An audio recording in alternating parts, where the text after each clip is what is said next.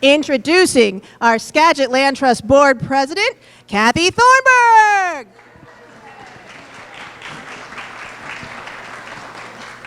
What would we do without Laura here? Good evening, everybody, and welcome. I can't believe this is our 33rd annual meeting of the Skagit Land Trust. Isn't that fabulous? And to be part of this amazing conservation community. It's so wonderful. Tonight we have a special guest who's going to open the meeting for us. We're very honored. Sam Barr is a Samish tribal member, and he's the Coast Salish Youth Coalition Executive Director, and he's going to open the meeting for us.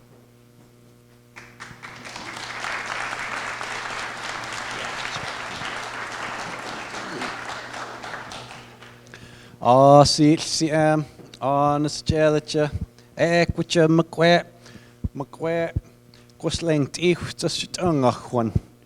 Collinton, Zanasnet, Sam Barr, Zana Winitum Snet, Veric, Zana Nahimet Snet, Chucks Amerson, Equicha, McQuet. Eat set, Stray, it's a Muckust Elnoch, it's a tonguch. Sam. Hello, everybody. Hello, Creator. Thank you all for coming here. I welcome everyone here who cares about the land. My name is Sam Barr. My Indian name is Collinton. That means tool of the water's edge. And my family name is Veric. I have ancestry with Samish tribe, Tsimshian tribe, Irish and German.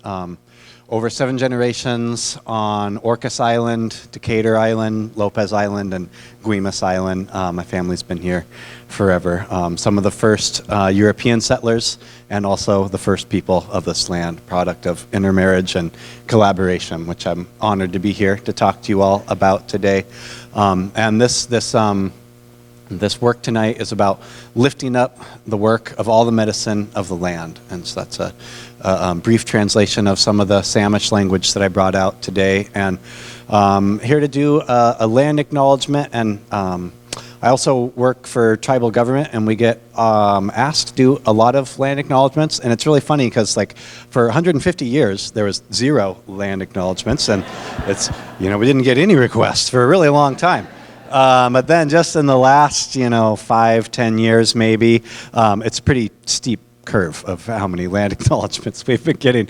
And they all vary, and at first it was really exciting. And then after a couple of years of being inundated, it started to feel like we were being asked to do the work, to acknowledge the land or teach people how to acknowledge the first people of the land.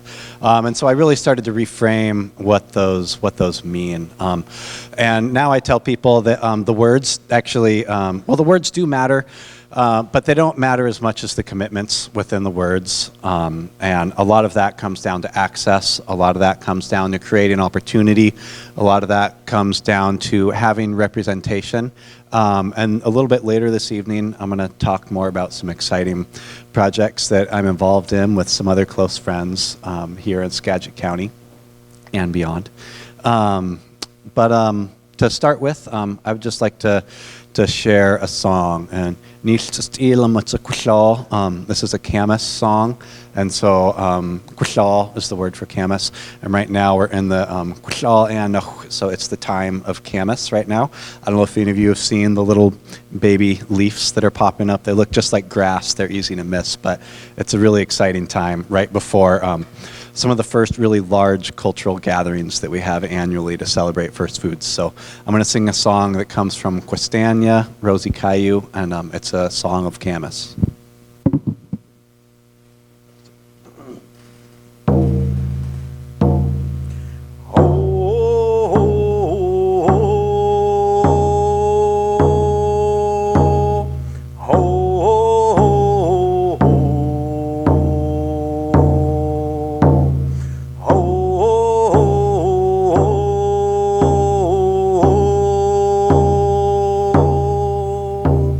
Oh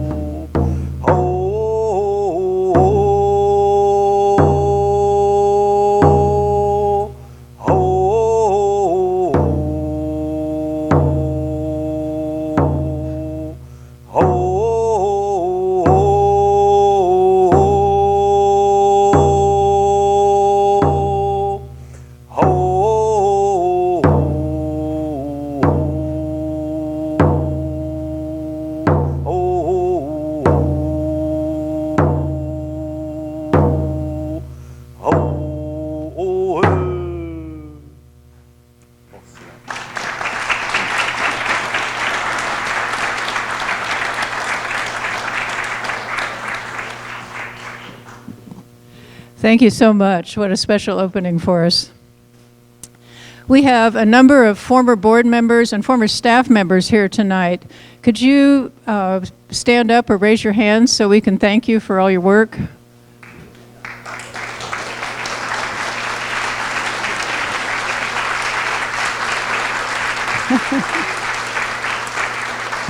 Thank you. And we have some really hardworking and talented board members here as well. Could all of you raise your hands or stand up so we can thank you?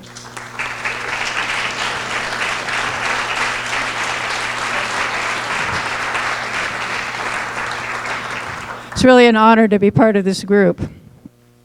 We want to thank all of you for your support. We couldn't do it without our members, without our conservation easement donors, without our volunteers, and with all the support we have here tonight. In a few minutes, we're going to give you an overview of what we've accomplished working together for this last year. But first, we've got just a little bit of business to conduct.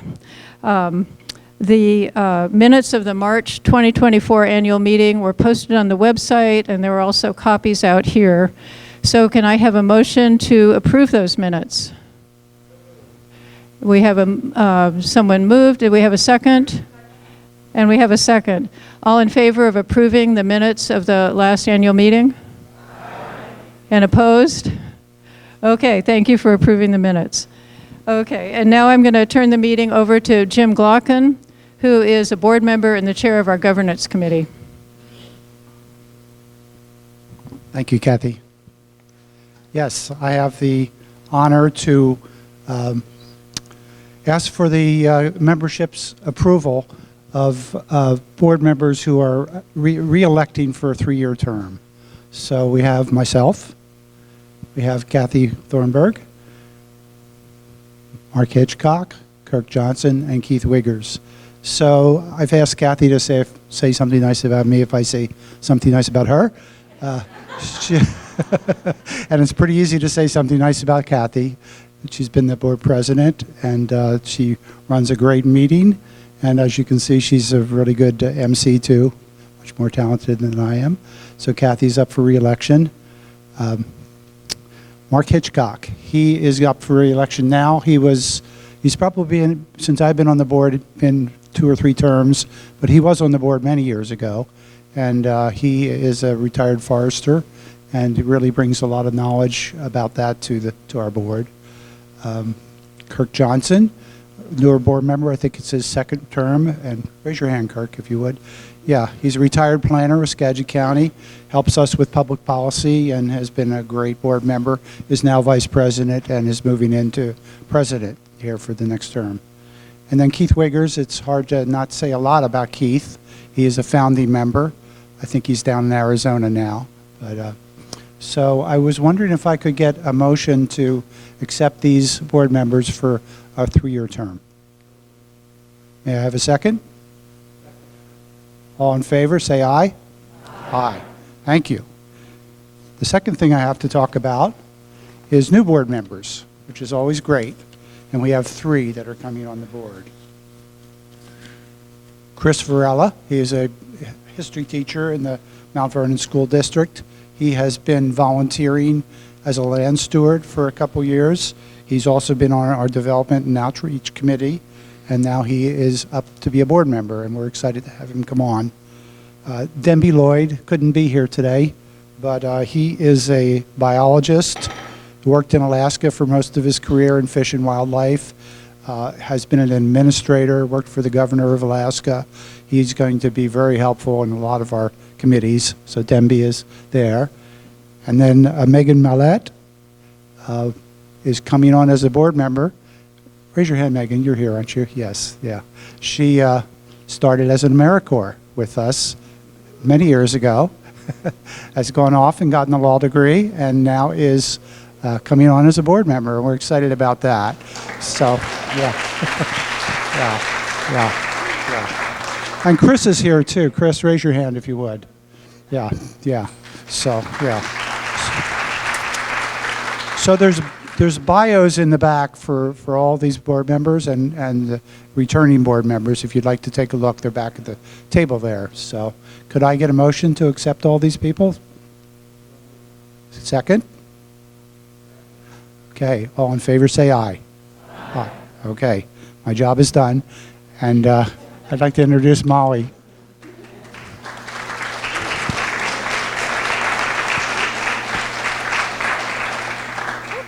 Thank you, Jim. So that's so exciting to have 3 new board members. We are reaching our maximum. We actually have more people asking to be board members. It's so exciting that people want to be part of the board of Skagit Land Trust. So we do have room on committees where you can work your way up to being a board member. And Laura would love to have some more on the Development and Outreach Committee in particular. So thank you and welcome. So you can, all you new board members, you can now vote. You're now members. You can say your piece, whatever you want. Welcome. So I also want to thank Kathy. Am I going to have to put that?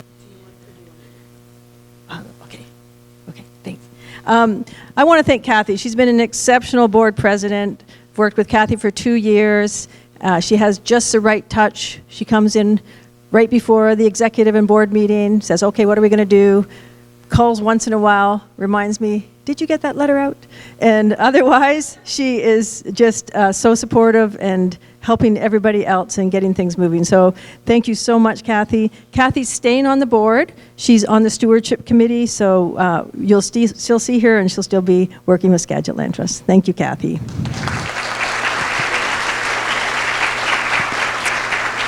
And next, I'd like to introduce the staff, and if all the staff could stand up, I'm just going to go through the teams. So we have 3 main teams at Skagit Land Trust.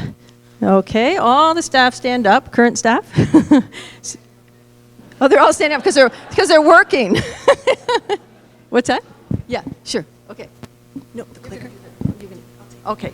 You're going to do that. Okay, Max. Where's Max? Max Morand over there is our stewardship director, and some of you may not have met Max before. He's been with us for just over a year now, and so he's in charge of the stewardship team. Jonathan Worley.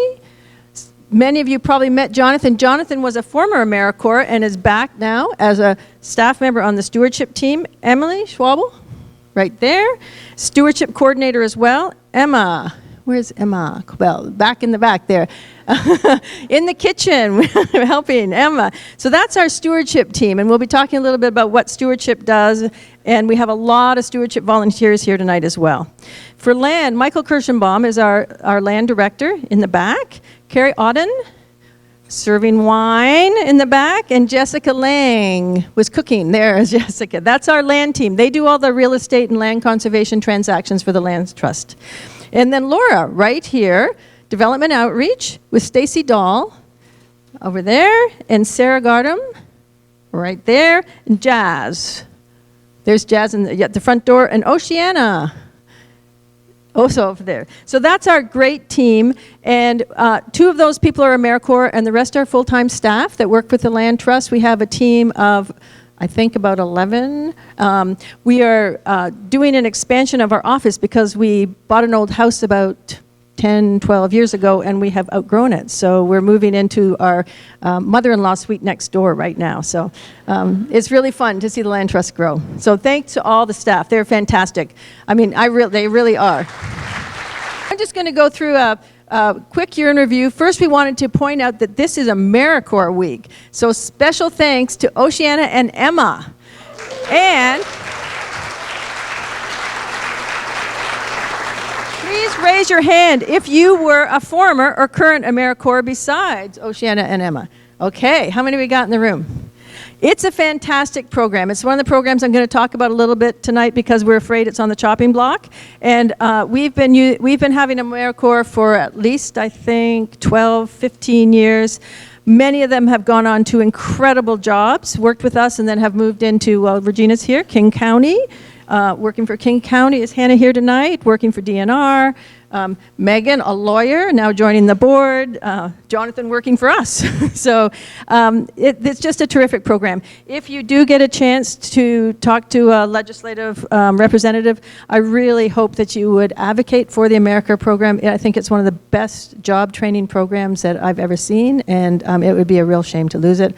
A lot of organizations depend on it, schools, nonprofits, and other groups. So really put a plug in for AmeriCorps. with the support of our members, volunteers, and committee, and I want to say we have standing committees, which are stewardship, land development, and outreach, but we also have special committees, and public policy is also one of our committees, such as a facilities committee, and we have a special project art and history committee. So sometimes we have these special committees, which you also are welcome to join. They're really fun. Okay, next slide. So these are some of the members that we've lost in the past year, and it's always very sad to see them go and not have them here, and just take a moment to look at the pictures. Some of them passed away very recently.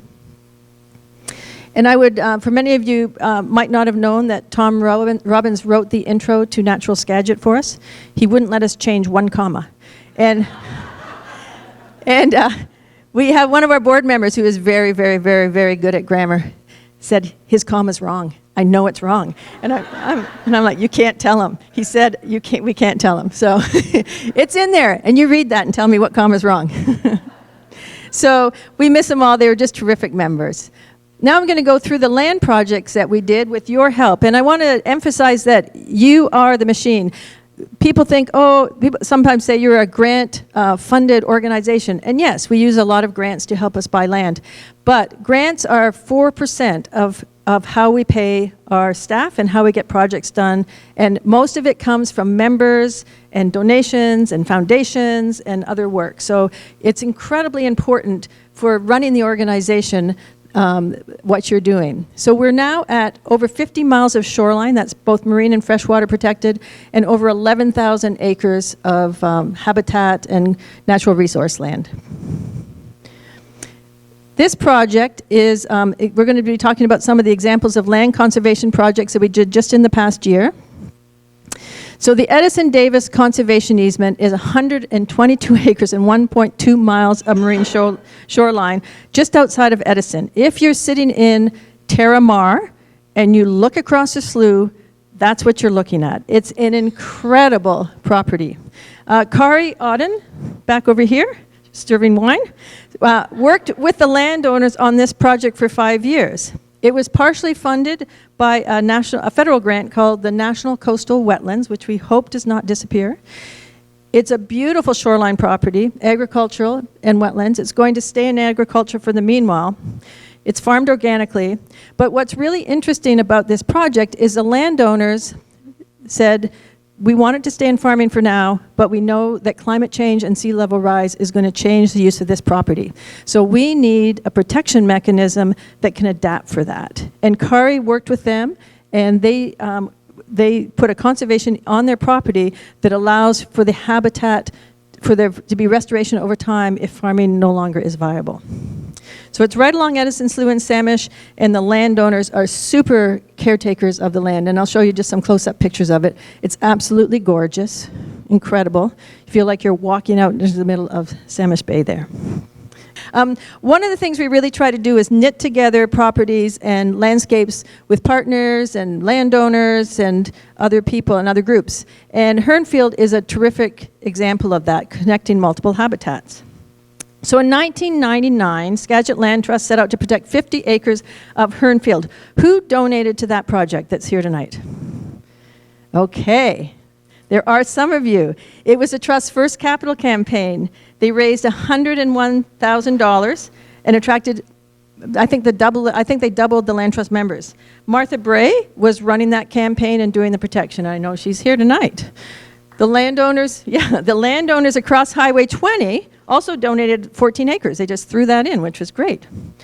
Then that was protected, and then former staff member Jane Zillig, who is also here tonight, started purchasing all the little rec lots beside Hernfield, and we called them Zillig Acres. And they were helped along with the Washington State Salmon Recovery Fund, and Jane did an amazing job. Sort of every 6 months, she'd say, here's another one, here's another one.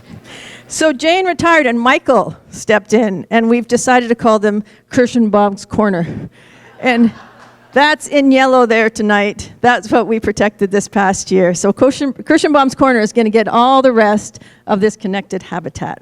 So with your support, There's now 135 acres, and it's a central location in the Middle Skagit. It's a great place to stop and watch elk. It's also a wonderful property for salmon. Okay, next is the Samish Island Conservation Area expansion in partnership with the Padilla Bay National Estuarine Research Reserve. I saw Jude standing over there. So as you approach Samish Island, you travel across an isthmus that was once a slough and marsh area. All that road was once slough and marsh. It was an incredibly important area for the Coast Salish people, and particularly the Samish Indian Nation, who had a village right as you entered Samish Island at the mouth of the slough. In the mid-1970s, the planks and beams of the longhouse at that village were taken by the European settlers, and many of the Samish moved to Guemes. Soon after that, the area south of the isthmus began to be diked for agriculture, so that's why you can now drive onto Samish Island, because of the dikes. Yet the salt marsh area remained at the opening of Samish Island until the 19th century, and the slough itself was intact until the county filled it to build Samish Island Road in 1932, which is really recently in our historical memory. So together with your help, also with the blessing of the Samish Indian Nation, we are looking to see if we can restore that coastal tidal marsh on that isthmus in some fashion. And so we are working with Padilla Bay on that. And in this past year, we're studying possibilities. We've done several presentations, and on our website is a report of the early findings from our consultant on what can happen there. As part of the project, we purchased and held land for Padilla Bay until they could get a federal grant to buy it, and we actually were able to pass that land to them this year. And then Skagit Land Trust also purchased, we're trying to purchase all the sort of areas that potentially we can, that are not built on, that are where the former slough was. We purchased a Samish cabin, which are great, and this is a picture that shows what's owned by Padilla Bay and what's owned by Skagit Land Trust now. We also purchased what we call the Samish cabin, which our stewardship team will be taking down this next year. Unless, okay, slide, yep. Unless it decides to go out to sea on its own. So you should see the logs in front of that property now. It's incredible. Okay, another project we did. So the Cascade River Conservation Area, which is up near Marble Mount, is also named, it was also named one of the state's first outstanding resource waters. The water's so incredibly clean, clear, and natural that it was named for that reason. Skagit Land Trust began our work in the Skagit, in the Cascade, with a donation of a conservation easement by Bob Keller, who was on the Whatcom Land Trust Board, and Pat Carlberg in 1998.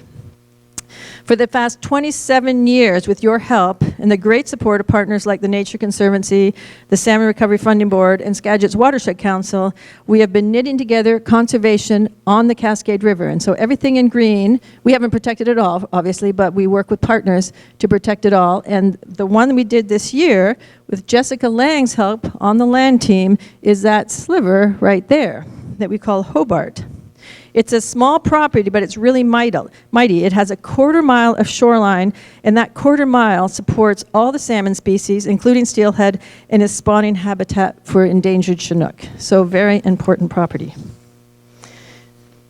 This next one is just an incredible example of private land conservation. So this is a donated conservation easement that was donated to us in this past year. It protects 122 acres of wildlife habitat, mature forest, and working agricultural lands. And if you go to the next slide, the landowner's vision is that to create wildlife connected corridors through the Middle Skagit and Upper Skagit, so that as development grows up Highway 20, which it will, there will be connected places for wildlife to move to the Skagit River, use the bottomlands, and up into the hills.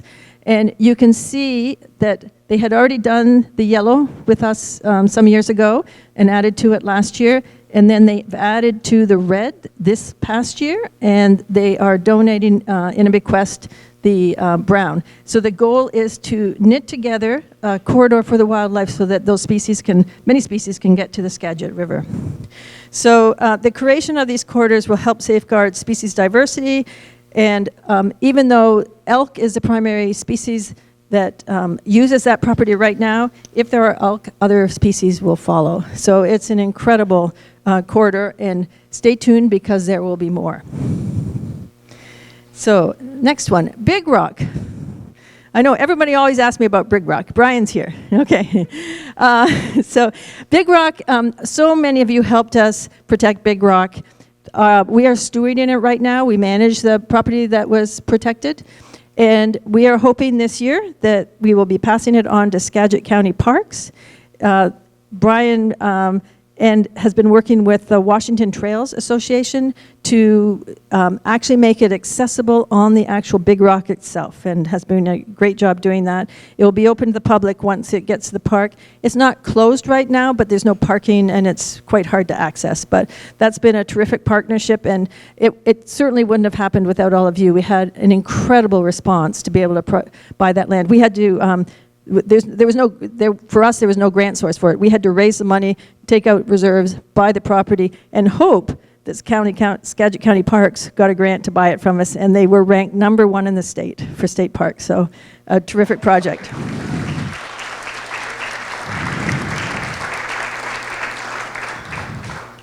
Okay, stewardship and restoration work. So once the land's protected, the work has just begun. So this is our stewardship team out in the field. And one of the things we want to point out is that stewardship is forever. Any of you that own a half acre of land know that. So when you own over 10,000 acres of land, it's a ton of stewardship. And all you people out at Dogwood, it is a lot of stewardship. And the volunteers help us, but it also just takes resources to look after this property. So we are guided by a fantastic stewardship committee of volunteers. We have 52 dedicated volunteer land stewards. And again, if people are interested in doing this, you can talk to Max over there, or Jonathan, or anybody that's with stewardship. And these volunteer land stewards take on properties, and they help care for them in their spare time. We have over 200 stewardship volunteers. We had 29 work parties this past year. That's a mountain of ivy. No, it's not ivy. Blackberry. Yeah, everybody's favorite, blackberry, right? Yeah, right. We work with lots of partners, but some of the ones that we've worked with specifically in the last year are the Washington Conservation Corps, Skagit Fisheries Enhancement Group, Skagit River Systems Cooperative, Earth Corps, Glacier Pink Institute crews, terrific crews that come out, and those people can get a ton of stuff done in a week, so it's wonderful to have them. So stewardship includes restoring land to support natural processes, fish and wildlife habitat, and climate resiliency. Removing invasive species. If you've been on a work party, I bet you do a lot of that. And also planting native species.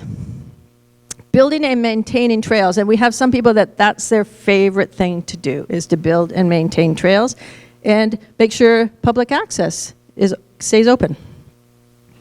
And we support research and science. So this is Ann Winkus, who is a board member, but also the heron queen. I don't know what else we call her. Anne is probably she is the heron expert in Skagit County for the March Point Heron, and has really been studying them for a long time, advocating for them, and she's just amazing. And it's science-based research and support, and a lot of volunteers, and I know there are also people that review the herons as they're nesting, which Stacy just said they've just arrived back, right? Not that you can see them all the time on the cameras yet, but they're there. The herons are back. And ensuring nature is accessible to all communities. So outreach and events, some of you might have come on some of our trips, and I encourage you to come to our picnic this next year, which is going to be at the wildlife corridor that I just showed you, upriver. It's on the property, our conservation social, yep. We hosted dozens of land events. We're trying to get people out in nature and what you're helping us protect. See it yourselves. Stacy and company have connected with over 1,000 youth through our outreach efforts in the past year. We have a new online speakers series, which was just fantastic. And I don't know if Teresa is here tonight or not, but it was. Oh, there she is. Fantastic first speaker series. And we have really fun member events. We did 28 youth events this past year, and bless their souls, 421 second graders were taken out over time, and usually April and May, right, April? On our Utopia Conservation Area with volunteers that Stacy organizes. Those kids are wild out there, but it's really fun to, to watch them. We also have taken over running the Colshan Creek Neighborhood Youth Program, which was originally a program run by the Forest Service and the North Cascades Institute and the Mount Vernon Police Department, and we have taken over being the coordinator for that program, which helps to get kids and their families out into nature monthly so that they appreciate what they have in Skagit County. But we still work with the police department and other groups. Community science programs, amphibians and herons, I know that a lot of you help with those. So we have a terrific public policy committee who they weigh in on policies and plans that affect our mission, such as nature, public access, wildlife, natural resources. I was preparing for the annual meeting, getting the budget ready. They put together a 25-page document that I sent in today on comments on Skagit Plan's comp plan on every single chapter. I mean, it's amazing. So.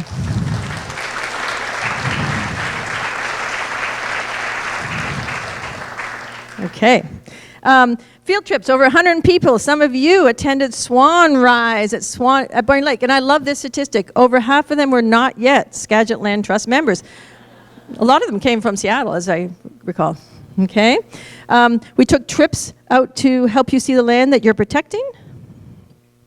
And the Lands We Love Social, which is going to be June 7th, and it's going to be at Birds View, which is the conservation easement area that I talked about earlier. So put that in your docket. We're also going through accreditation renewal. We do it every 5 years. If we pass this time, we get 7 years, which is fantastic. Jessica's leading that. We're doing our strategic direction update. Took all your surveys last year and input, and we're suiting that. And this work happened because of you. 1,800 household and businesses who support the Skagit. You're saving land for tomorrow. Wonderful. Thank you so much, Molly.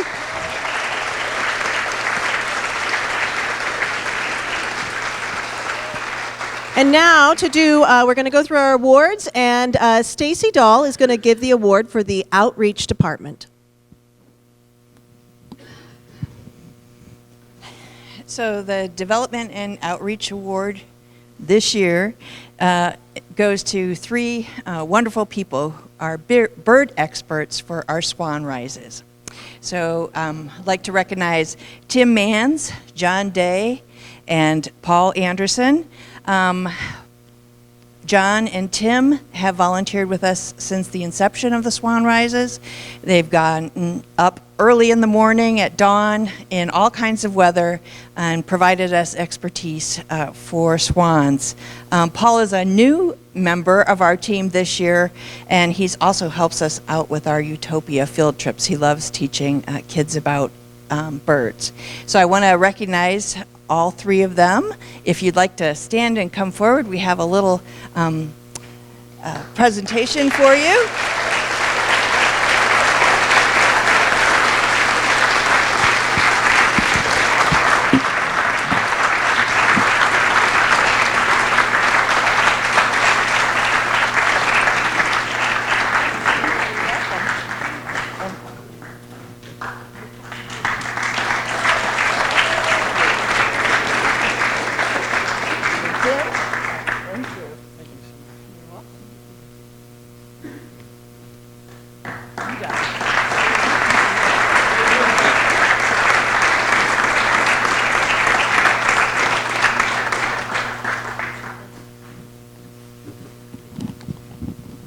Thanks, everyone.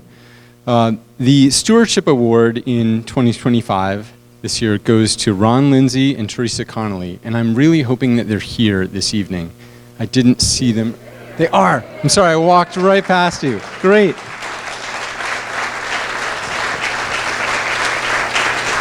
Come on up. Well, this dynamic duo have been land stewards at our Hearn Field and Kelly's Point properties since 2019.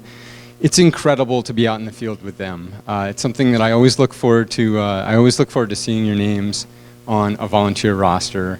In all weather, no matter what it is, they're there for the job. And on top of that, Ron has also contributed his guidance to the stewardship committee, and I really appreciate that. Such a pleasure. Thank you so much for your work.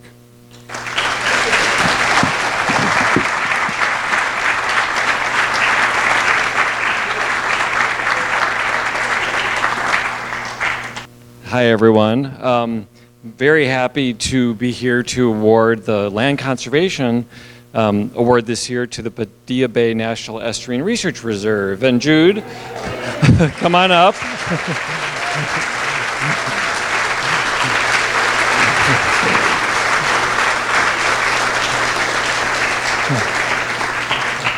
I said follow me when I walked past, and he didn't know what I was talking about. But I thought there was just more beer and cheese over this way. yeah, you looked hungry. But I'm going to read the reasoning for the award because it's complex, the role that these guys have played, so they deserve to hear all the detail. The Padilla Bay National Estuarine Research Reserve has been a knowledgeable, effective, and appreciated partner in protecting and restoring land of the Salish Island Conservation Area, and Molly showed that on the map a couple of times. The Padilla Bay Reserve has worked with the Trust for the past few years to protect 73 acres and a couple miles of marine shoreline. Opportunities like that do not come around every day. That land is now owned and managed by the Reserve, and the Land Trust continues to own land adjacent to that. The Trust and Reserve are committed to working together to study and plan for future restoration at the site with an emphasis on coastal resiliency, partnership, and community. We appreciate the Reserve's approach to resiliency that encompasses the ability of both habitats and human communities to adapt to change and recover from disturbances like the storms and king tides that we've seen these past years. It's been an amazing partnership, and we are grateful for Jude and the Reserve's deep knowledge and commitment to the health of the Salish Sea. So it's our team of staff none of this could happen without them. Thank you, Jude. Thank you, Michael. What a pleasure. Yeah.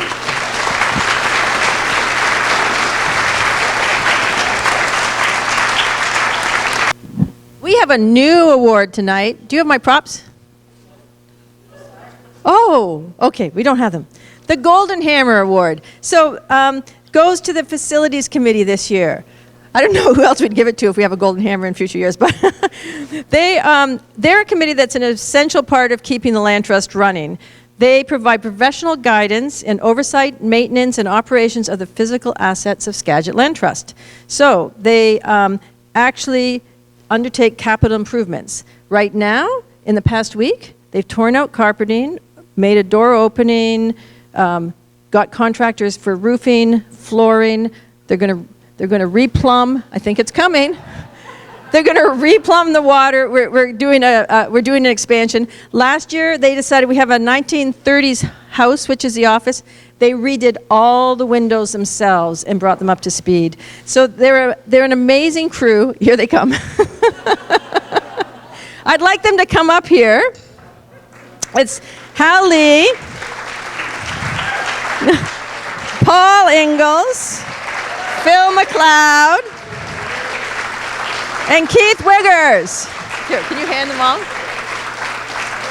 Okay.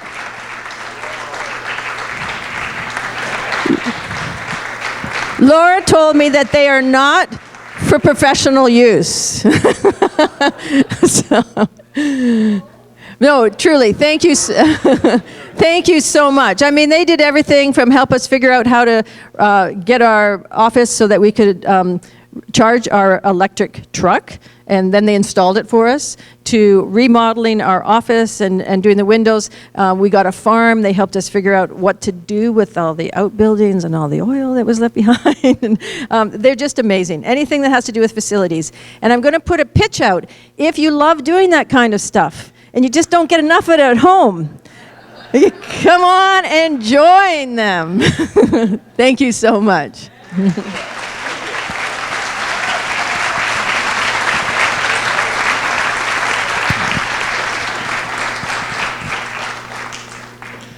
Okay, it's hard to follow the Golden Hammer, but the next award is the Blue Heron Award. Every year we give that to someone who's shown extraordinary dedication to the environment and to preservation. This year, the award goes to someone who has been a long-term partner in preserving lands, connecting parks and trails, and providing recreational opportunities in Skagit County. Brian Adams, can you come up here?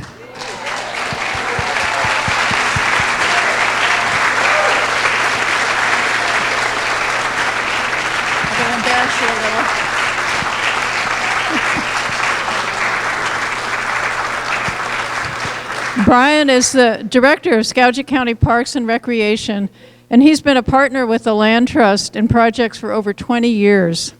Brian has also worked with private landowners throughout the county who want to donate land for parks. The Skagit Land Trust has done numerous projects with Brian. When we both determined that the county parks is the best landowner for a property that will have a high amount of public use. In partnership, the Land Trust does the work to get the land protected, and then the Parks Department accepts the property and manages it. Brian is leading the effort to establish the Centennial Trail Corridor in Skagit County. I want that one. We've worked with parks for over 10 years in identifying and helping to acquire key pieces of trail for that corridor. The Tercey Trail, a trail and wildlife corridor project that was long in the works to connect Deception Pass State Park to the Anacortes Community Forest lands. Brian worked with the Land Trust, with Deception Pass State Parks, and local landowners for almost 5 years to acquire the easements and the key land connections. We've already talked about Big Rock, one of our favorite projects, and thanks to Brian, the Parks was ranked #1 in the grant, which we expect to get this year. The Land Trust purchased 65 acres that, thanks to your contributions in the grant, we're expecting to turn over and turn into park this year. Other projects with the Land Trust include helping to increase Deception State Park by 78 acres, working to establish a ferry to park trail on Guemes Island to connect the ferry landing to Schoolhouse Park, helping to establish the Samish Island County Park, and establishing the Nichols Bar, the Ann Wolford Park in Lyman. Brian was also instrumental in establishing Sharp Park with the San Juan Preservation Trust. So for all this and much more, we all thank you.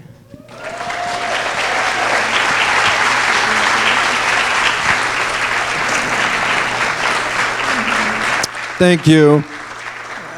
I really do appreciate I think more than any other organization, the Skagit Land Trust, and what we have been able to accomplish over the years. Just, I think 20-some years ago when I came in and just those meetings that we had, and you know, the Land Trust really knows how to play the long game and taught me that. And, you know, we have to be opportunistic. The opportunities, sometimes we have to wait many years for. So, in the Filippini waterfall property, that's going to be an incredible piece of property up near Rockport too. So, we're going to make that happen this year, and that's happening very quickly. And a family from Guemes, husband and wife, Kim and Brennan Filippini, are providing that property to us. So, pretty amazing people out there. So just thank you, Skagit Land Trust, for all of your work. And I know Joseph Shea is back here too from my staff. We wouldn't be able to do it without all the great staff that we have. The other thing is, really the heroes are the people that give all the resources and the money and their time, and that's all of you. We couldn't do it without all of your help and all of your work and the grassroots efforts, so thank you all. Thank you.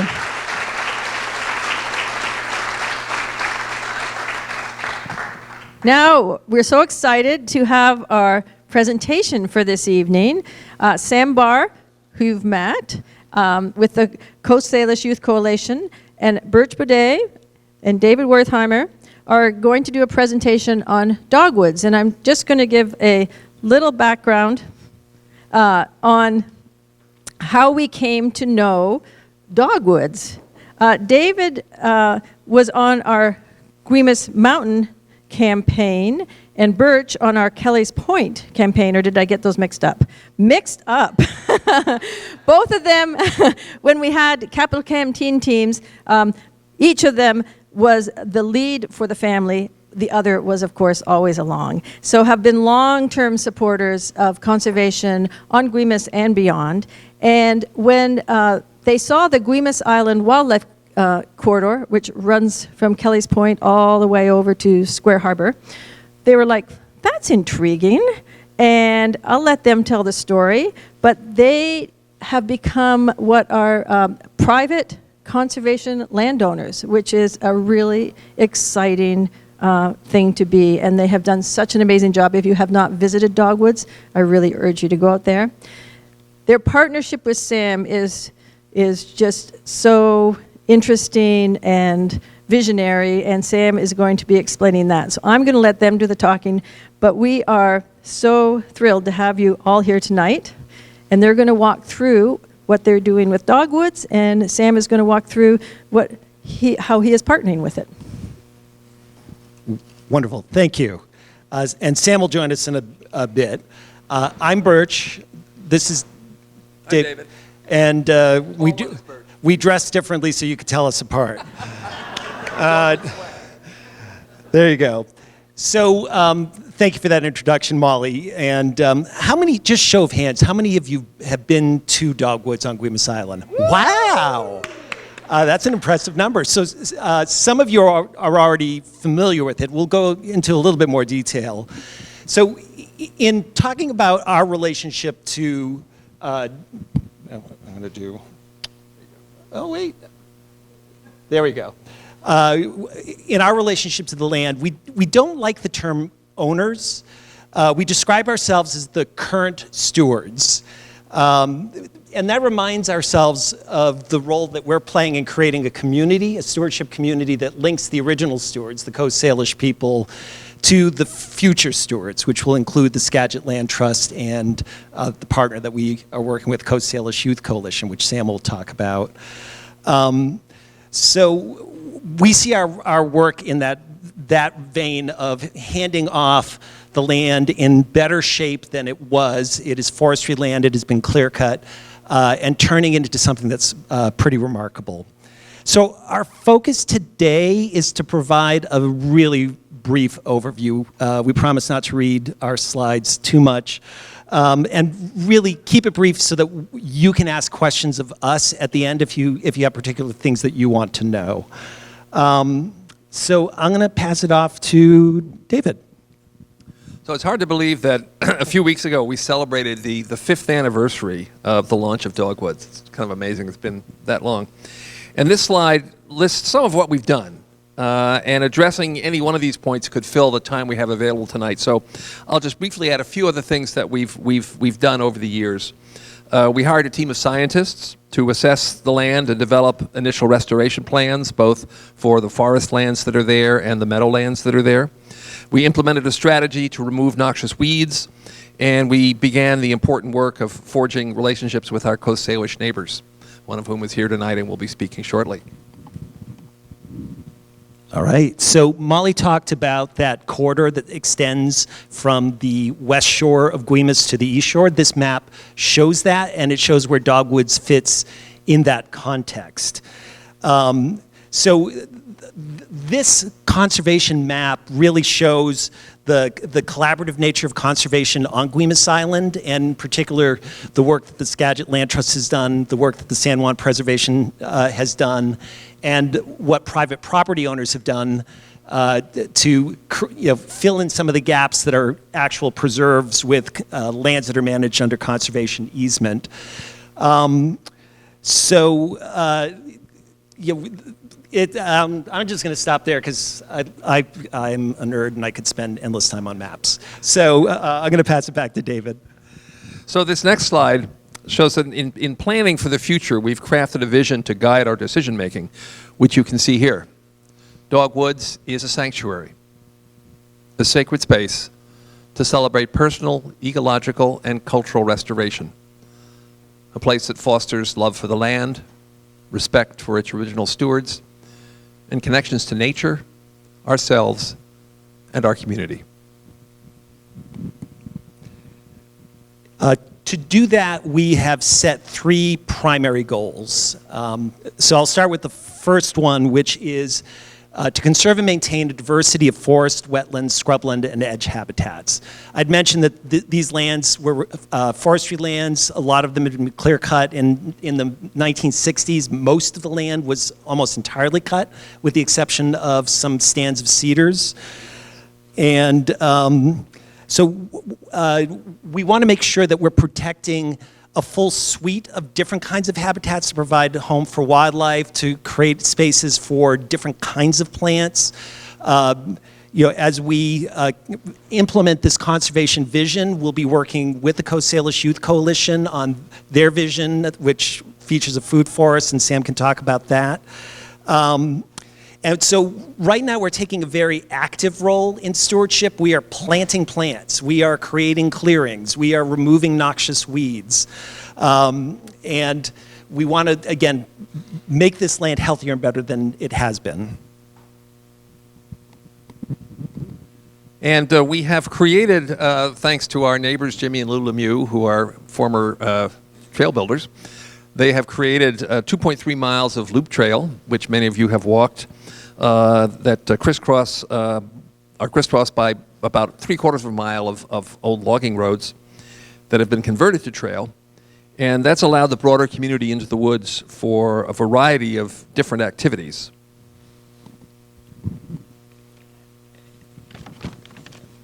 Moving backwards, let's move forward again.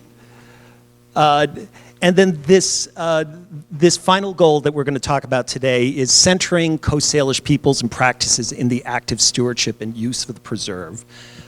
That was something that was important to us from the very start of creating the preserve. It was our intention to honor those original stewards and who are our friends and neighbors on Guemes Island. Sam Barr was one of the first people we walked through with his wife Erin.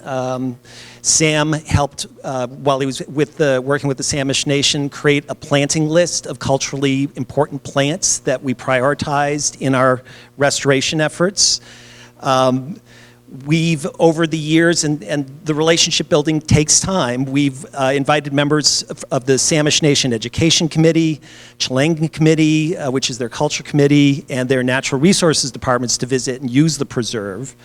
And those relationships really blossomed last year when a group of carvers led by Julian Sultan Fernandez, who many people know as Bill Bailey, who's a master carver, who organized a group of other Coast Salish carvers, but also, importantly, members from the community who wanted to participate in this remarkable project. Those of you who are on Facebook and follow us on the Dogwoods of Guemes page will see pictures of the welcome figures, which were just completed last week. So they are not included in this slideshow because they surprised us by coming in before the ferry outage happened to get the job done. And then we'll close with. And thinking about the time beyond our time as stewards and recognizing the importance of all 3 goals that we have for Dogwoods, we've been developing a plan around a collaborative partnership between the Skagit Land Trust and the Coast Salish Youth Coalition. We intend to gift a 10-acre inholding to the Coast Salish Youth Coalition as a base for their programming and we hope, the site for a future longhouse. The Skagit Land Trust would own,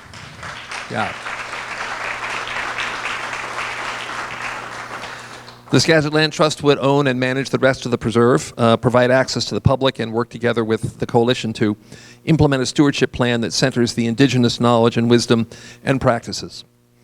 We met a few weeks ago to begin that conversation. There was actually a slide in the previous set of presentations. Oh, it's there. There we go. There we are. And are excited to continue these talks in the month ahead. And now I'm going to turn it over to Sam, who is going to talk to you more about the coalition and the work that is underway that he and Erin, his wife, are leading.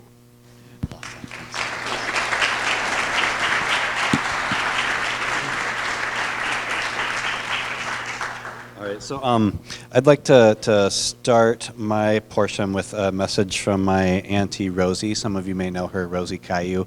Quistania is her traditional name, and she sent a message for me to read. She says that Birch and David are wonderful people who have done a great deal for Guemes Island, that they have turned the community around in such a good way. And her, speaking as a conduit for the ancestors, Rosie tells us that the ancestors are in heaven with tears of joy about this project. She also wants to thank the Skagit Land Trust and all of you members for being caregivers of her ancestral lands on Guemes and Skagit County. She said that her grandfather was born there and that his spirit is healed now as things come full circle through the partnership and working together that is happening on those lands. She said that the trust is known among the ancestors as chiefs of the soil, which is a very honorable title given only to leaders with great integrity. She says that she and her community don't want to take anything away. They just want the freedom to continue to partner in building something special, as you have all been doing so far. So.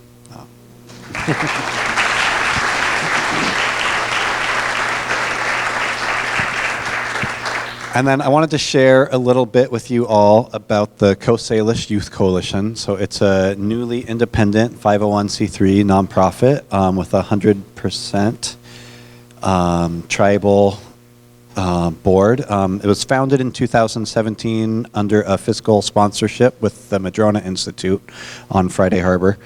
And it started out as a summer youth stewardship corps, so really similar to AmeriCorps, but specifically for high school aged tribal youth. And we would go out into the San Juan Islands, partner with public agencies to do restoration projects with a cultural focus. So basically doing the same kind of stewardship that our ancestors have done for thousands of years. So not just simple trail work for public access, but also trying to restore ecosystem gardens, which is really at the heart of stewardship for tribal people.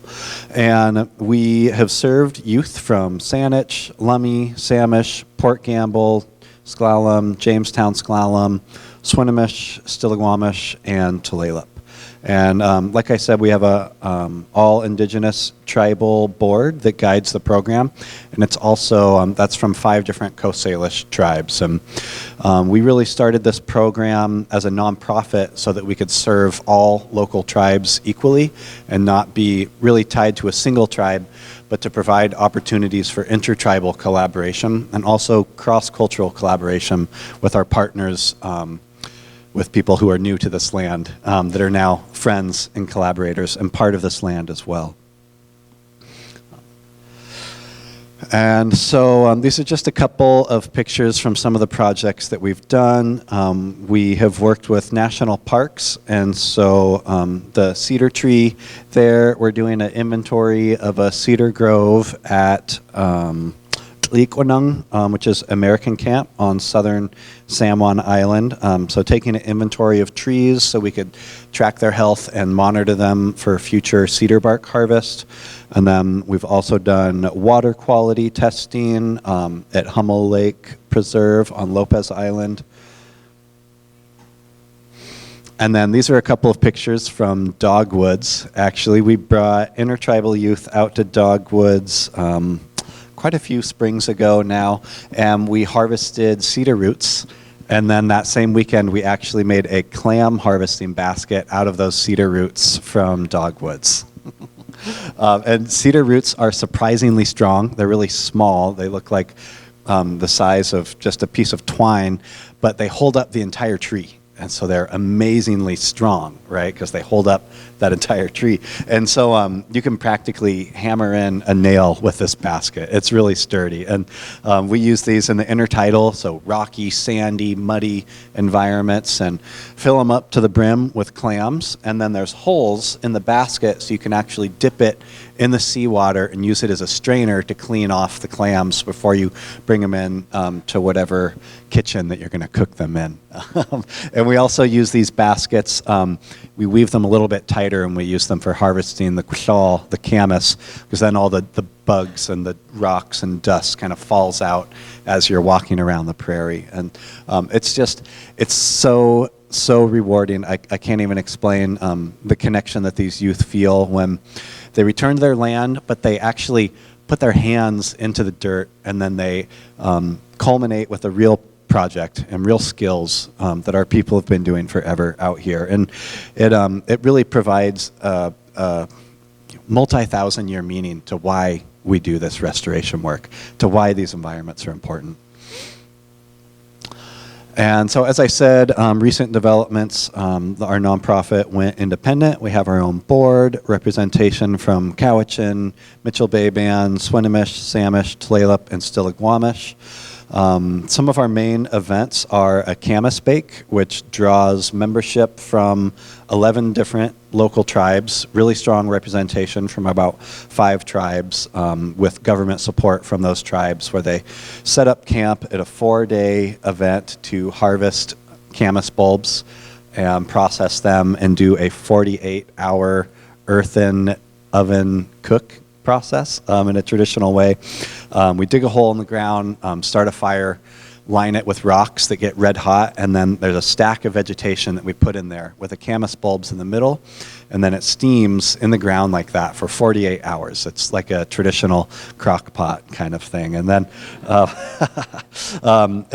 when the camas comes out of there, all the starches have caramelized over that slow cooking process, and it actually tastes like maple and brown sugar, but it has a earthy, smoky flavor to it as well. It's just amazing. And camas is such an important traditional food that really has kind of been hasn't been celebrated as much as other foods like salmon.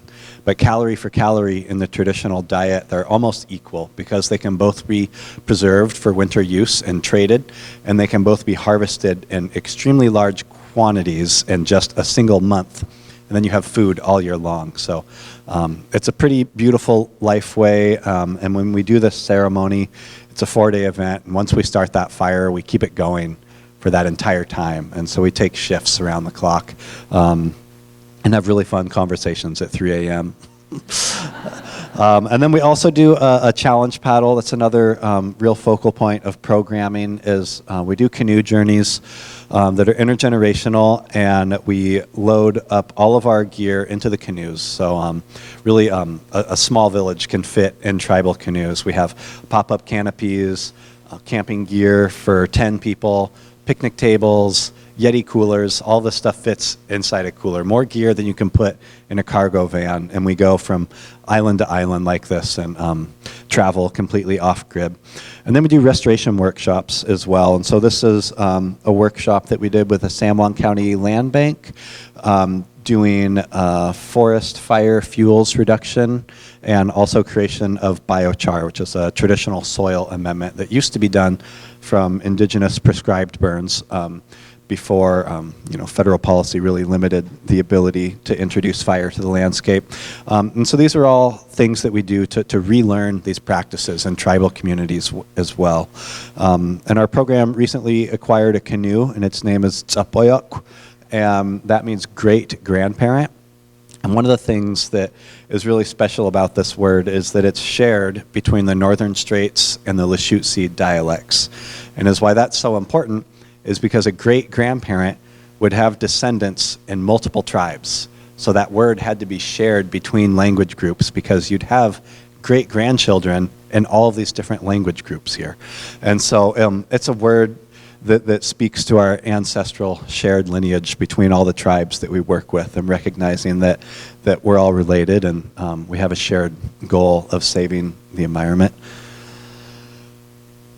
And I have a couple of project pictures that I wanted to share with you. At the camas bake, once we start that 48-hour cooking process, we just have to keep that fire going and then hang out with each other. And so one of the days, we do a workshop day. And so each tribe that comes brings a different craft workshop that they host. And one of the things that we did last year was we had a mural painting workshop. And so this is a design of Skagit, and that's the Northern Straits word for otter. So it's a sea otter design in a spindle whorl shape.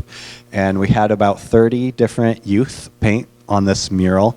We have stencils put down. You can see the stencil there on the first picture.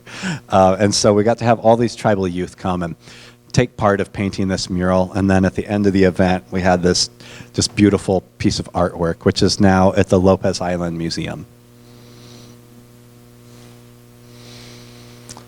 And so these are some pictures of our camas bake, and you can see the clam basket there that was weaved at Dogwoods full of camas bulbs. And then this is a couple pictures from the Challenge Paddle canoe journey. So we stopped off on Shaw Island on this day, and our lunch was freshly harvested oysters off the rocks, and we started a fire on the beach below the high tide line, cooked up some oysters on the rocks, and then at the end of the day, the tide just came up and washed it all away. It's just such a beautiful way to get youth outside and really connect with nature. And these are the tribal canoes, 3 of the canoes that traveled on the Challenge Paddle journey.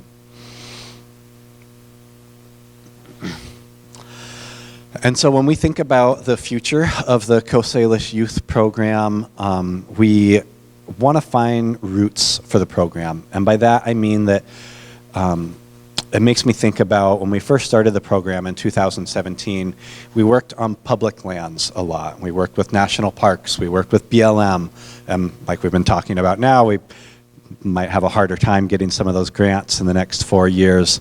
But another struggle with that, other than funding, is that when we bring our people back to the land to really put all of our effort into this, our blood and our sweat and our tears, we have mixed feelings when we do it in national parks, especially because there's tens of thousands of visitors there. So it kind of feels like we're restoring our own lands just for it to be loved to death, for lack of a better term, by tourists from all around the world.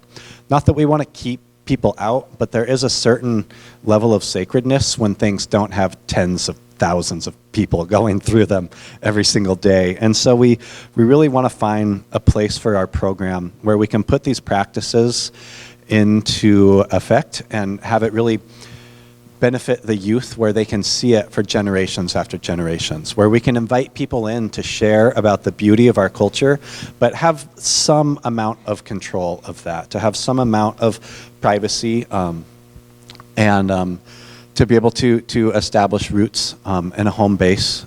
And so one of our ideas is to partner with our friends at Dogwoods on Guemes Island, and we have a section of that property to be set aside for the Coast Salish Youth Coalition, to really make a home and to practice all these stewardship techniques of thousands of years of stewardship practices, which myself and many of my tribal cohorts have been spending our lifetime trying to relearn, reading so many sources that we can. So many of these chains of knowledge have been broken by boarding schools, reservations. All of our tribal people have been put onto different pieces of land and been told that we're not related, that we should actually compete with each other for limited rights which are offered in the treaty. And it's created political dynamics that make collaboration difficult sometimes. So Samish in particular, which I'm a Samish tribal member, that name, Samish, actually translates to the giving people. And on Samish Island, there used to be a longhouse that was mentioned earlier tonight. And when that longhouse was dismantled, a lot of the people from that village went to Guemes Island. And this is a really important piece of history because a lot of tribal people at that time were being pushed on to reservations. And those reservations had Indian agents which did their best to extinguish cultural practice.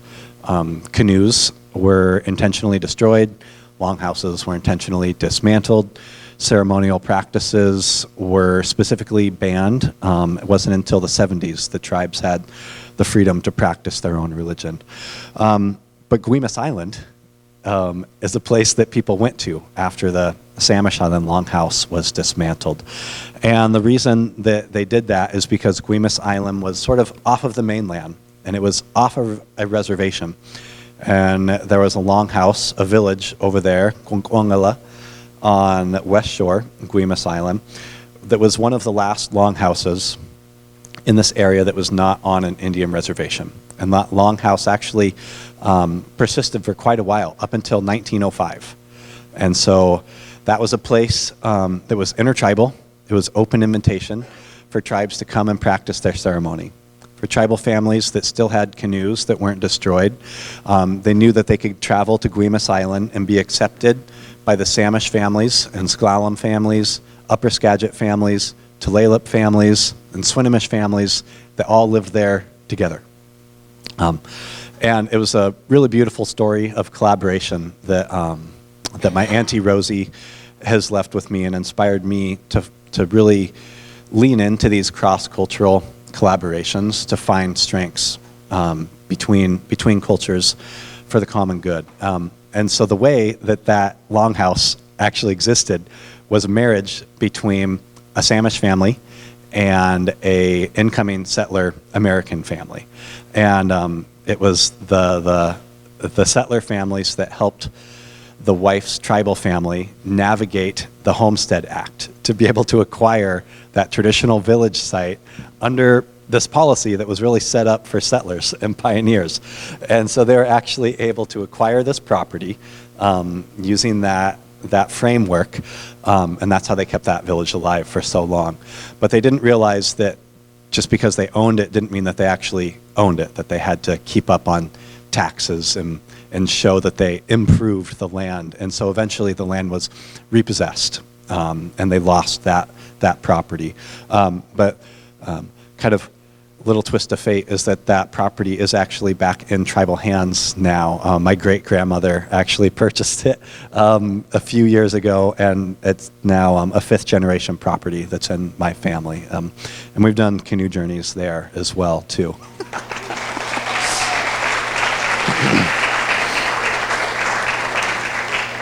And so something that's really special about Guemes that is completely in line with the Coast Salish Youth Coalition is that there's a deep intertribal history there that has a freedom of cultural practice that isn't under a government, not under a tribal government reservation, not under a federal government or a state government. And so we have a dream to continue that legacy of collaboration on Guemes Island for everyone. And certain events that we want to have there might be private events that are sacred and are just open to tribal families.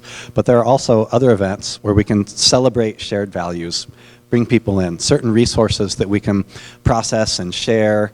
One event that we have coming up this year is a cattail harvesting and crafting workshop. Cattails grow like grass. They're literally a grass. You can't over-harvest cattails. And so we really want to invite all the island families in to learn about that resource together. There are other resources like cedar bark that is a 700-year regeneration cycle. And so that is a sacred practice that we want to hold a little bit more closely. But so that's just a little bit about our dreams for this place. And I want to thank you all for allowing us the opportunity to share and really want to explore future ways to collaborate between the Skagit Land Trust, Dogwoods, and the Coast Salish Youth Coalition. So thank you. Thank you, Sam.